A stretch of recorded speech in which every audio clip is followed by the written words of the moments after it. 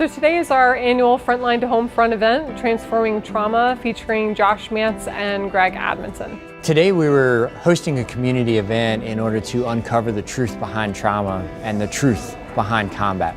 I think it's important because Josh mentioned it as far as the stigma and the negative connotations with trauma.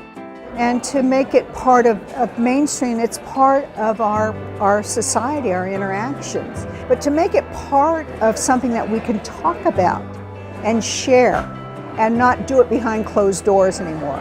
I think that's what this type of event does, is it brings it to the forefront. We were taking a full mind, body, spirit approach to wellness and transformation that can impact a variety of different people, either within the law enforcement professions, the first responder professions, the military communities, and the clinicians who work with them.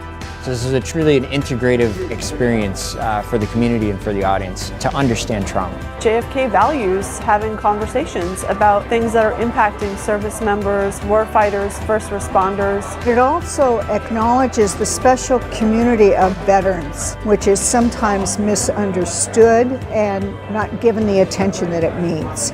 What Noelle has done is she has really made the connections with the veteran community. She's developed funding and scholarships for our students. She's represented the university in a very positive way. It means a lot to me, being that I served in the military as an Air Force officer, to give back to the veteran police and firefighter community in any way that helps to serve with their behavioral health needs. By hosting venues like this, it catalyzes deeper discussion surrounding the topics and, most importantly, gives people permission to investigate these topics in greater detail. JFK prides themselves on multiculturalism. I think it's very pertinent that they take a look at the combat, military, firefighter, police culture, because these are people that are on the front lines that are, doing some of the things in which a very small percentage of people want to do or enjoy doing.